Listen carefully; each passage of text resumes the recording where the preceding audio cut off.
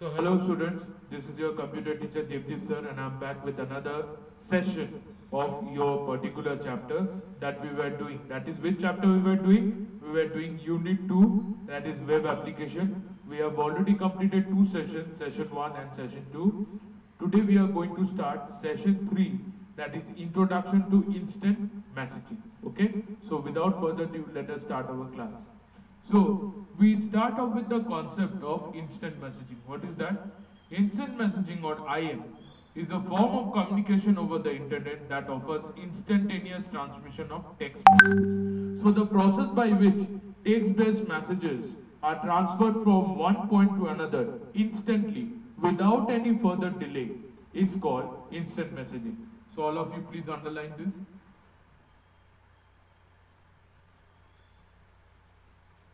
Or those who are not having is better, many of you are not having the book, so you can take screenshot. Okay.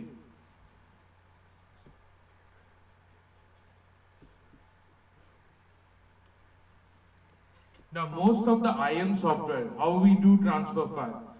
So they normally transfer in the form of audio, in the form of documents, in the form of videos and images. So basically these are the things that can be transferred from one point to another. That is documents, audio, video, as well as that of images. Okay, so these are the ones.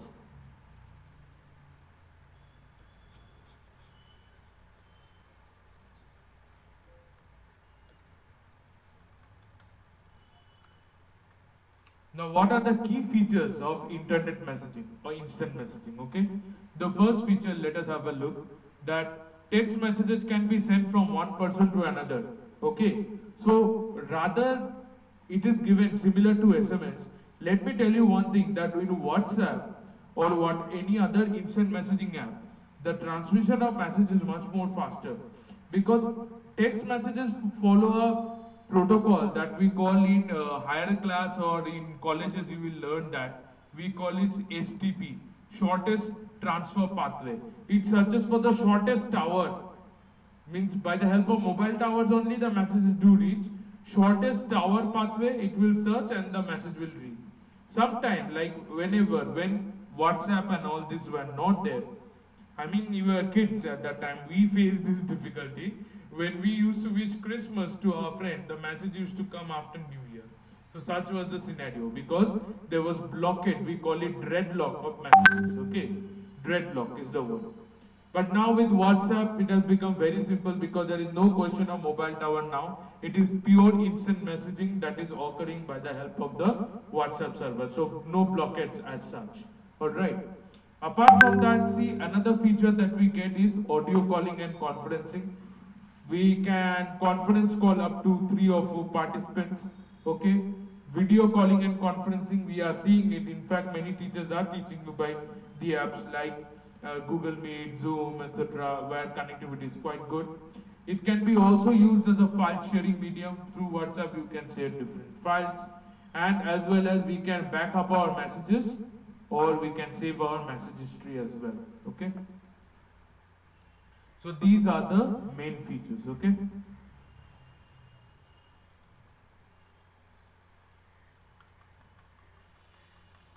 Now we will have a look at different types of instant messaging software. Okay. So ideally there are 2 types of instant messaging software. Okay, if you see it, these softwares are downloaded. First type that we can see here is application based, and the second type is web based. Now let us have a look at the application based. Okay, these softwares can be downloaded on user computer, like the Google Talk app, the WhatsApp app. Okay, that is applicable for your phone only, and web based will become web.whatsapp.com, of course. Yahoo Messenger. So all these are application based apps. Now we also get web based. That is, inside the browser we will use Internet Explorer, Google Chrome, Mozilla, Opera, whatever browser, to open these particular websites from where we can instantly do the messaging. Like you remember when you all might have used Facebook for the first time, everything was web based. Now, with the help of application, it has become totally app-based, okay? The next topic that we are going to learn is blog, okay?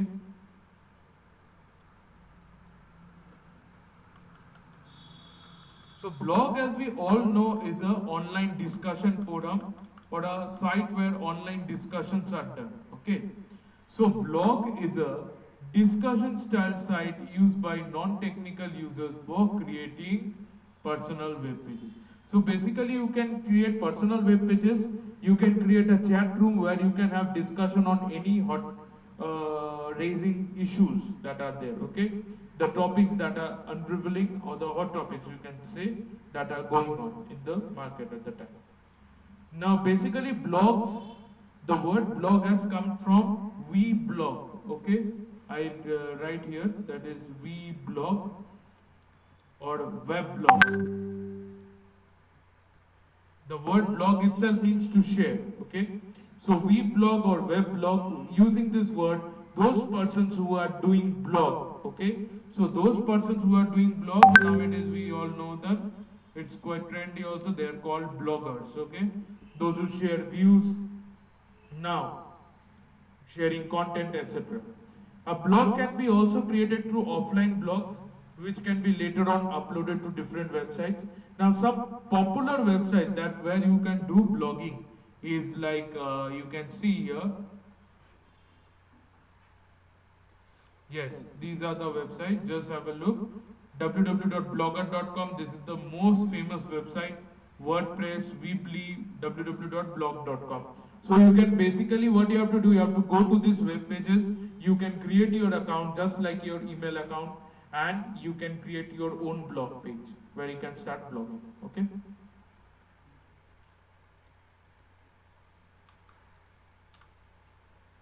Now, what is online transaction? Let us see. Now, online transaction, any form of transaction over the internet, okay? Whenever we are doing any form of transaction by the help of internet as a medium, we call it online transaction. So, transaction with the aid of internet as a medium, that is called online transaction. Now, why do we do online transaction? We do online transaction for purchasing goods, for selling of goods, for buying or reserving any ticket, payment of fees, etc. So these are the main purposes why we are doing blogging, okay? So we are not doing blogging like this only. We always do blog for a purpose, and some of the purpose have been mentioned before. Okay, now see different sites from where we can do different online transactions. What we can do online transaction through different websites, like for buying goods we can go for Amazon, Jabong, Myntra, Flipkart. There are many websites. I have named a few here. For booking tickets we can go to IRCTC, Make My Trip, Redbus. Payment of school fees you can go to, like we can go to SBI Yono also. Nowadays we can even pay school fees by the help of Google Pay, GPay. Okay, so there are many websites by the help of which we can do the payment of school fees, even paying electricity bills, many much more. So I hope online transaction is clear. So it is basically a part of digital marketplace, which we call e-commerce. Online transaction is become a part of e-commerce or digital market space, where we can do any form of transaction, buying, selling, paying by the help of the internet as a medium.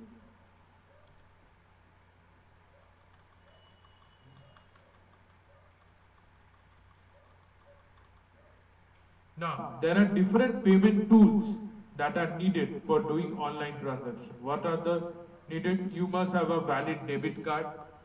Okay,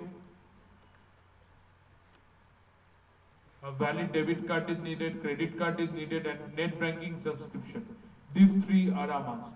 Without that, it is not possible for doing a proper online transaction. Okay, so online transaction needs to be done with a proper agenda. And what are the agenda? The subscriber must have a debit card. Two, they must have a credit card. Third, a net banking subscription, where all these three things are provided by bank only. Okay. Now, what is internet security? The branch of computer security Okay, it is a branch of computer security that basically deals with providing security to the internet or network security. Okay, so there are two dimensions of it, one being browser security and another being network security. So basically it is a branch of computer security that deals with providing security to the internet. That involves browser security, that involves network security. So both these are the branches, we can say. So underline.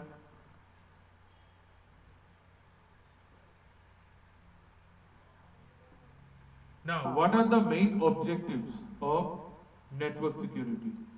There are certain objectives. So what are the objectives? The first objective is like to safeguard from different threats, okay? To establish rules and procedures so that we can safeguard any form of attack over the internet. Like you see that the Chinese are now planning on for a war with India. So they have already, this IB and the security agencies have already pointed out that they will be targeting the different online portals, bank websites, etc. Even social media. So we particularly see how much valid it is for us to secure ourselves from any online threats. Okay? Understood? So what is phishing first of all? Phishing is technically like the word fishing. Like why do we do fishing? We give a bait to the fish so that it catches the bait and it will fall prey to it. So basically we are also a bait to these hackers. When we give any of our personal sensitive data on our social media, these hackers who are imagine themselves as the fishermen, they can get the baits, that is our personal data, and use it for unfair means. Your data might be used for credentials of a terrorist. So the terrorist will not be caught. You will be under question that how come your SIM card details go to this particular person? Okay, your debit card details to that unknown person. So this is what phishing is all about. Next is email spoofing. It is the creation of email messages with false sender address. So the vague email addresses, and basically these are infected mail. Now see, I will aware you about a particular email address. See, these again the Chinese hackers are using ncov@gov.in, where sensitive information of COVID-19 is present, but this presence is totally fake. Whatever information shared over here is fake.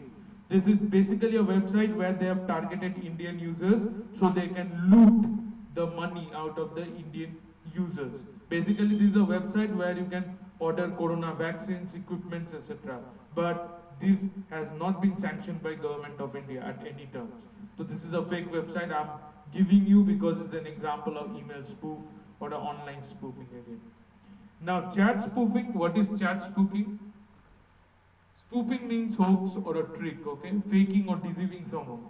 So chat spoofing is like now it is quite common that if any particular person is sharing a disguised identity and chatting with you and faking identity. Sometimes chat spoofing can be also be like this, like your photo has been copied by any other fake user and created a fake ID, which is not you. You might be saying abusive words to your friends and thereby demoralizing your identity. So chat spoofing is quite dangerous in that regard. So how we can secure ourselves? We can secure ourselves by creating a good, strong password, 12 to 14 character strong password. We can create, we can basically use alphanumeric letters. Always keep your password in there. Keep your mix of capital and small letters along with that of numbers, okay, repeated words. Make it strong. The more longer it will be, the more strengthier. The more shorter you keep, it will be guessed or cracked easily, okay? And never, I see many of my students doing it, it's an unnecessary way. Never save your passwords at any particular website because the trackers are there. Trackers or cookies can always access your password, okay? So it's better to log out, log in time and again because after all, security is a matter of concern for us, okay? We must always back up our data. We should not. Okay. Always keep. Always keep proper backup of data, because if you are Your Zook rocker is ready to pair. because if you are not keeping proper backup of data, it is very difficult for you all. So always keep proper backup of data so that it can be used for future use. Use proper encryption software so that they can hide data like K7 security, Quick Hill security helps you to keep your passwords encrypted. Keep username and password private. Okay, do not share your Facebook password even with your family members, because God knows if they have got their cookies and trackers on, it can be shared to any hacker. Always read the privacy policy before registering with the website. Do not just register it blindly. Okay, always read what type of data they might use, everything. And it has to be a registered website also. Personal information should not be shared with any unwanted email, unknown emails, okay? And always go for a secure transaction, that is digital certificate based website. It should have a golden lock, everything, okay? Like Amazon, Flipkart are all secure, you can go for it. But what I mean to say, do not do online shopping or transaction from a website which is new and untrusted, okay?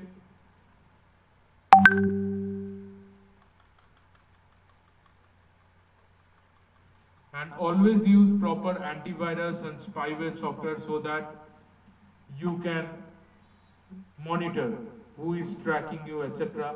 And firewall is a must, because we all know that firewall keeps our system secure. How does our firewall keeps our system secure? Because it protects from unauthorized access. So protects from unauthorized access, okay? That is how your firewall can protect you, okay? So is it clear or not, the entire topic?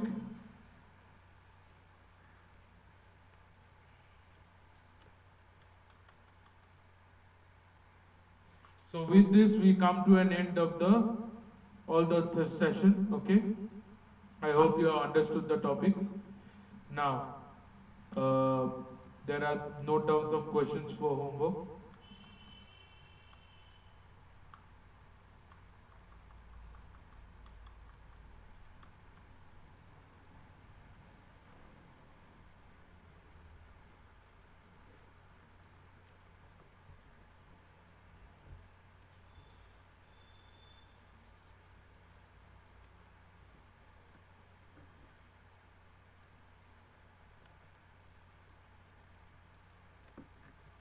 First question, what is instant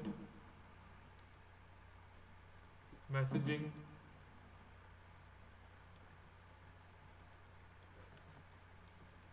What are the features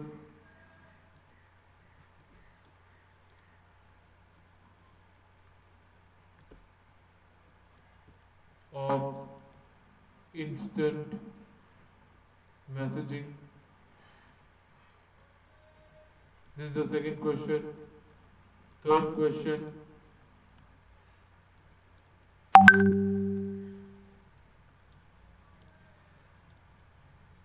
Name the different types of instant messaging softwares.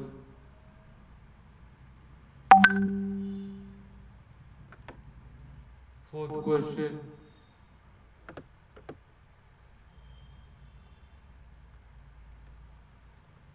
What is online transaction?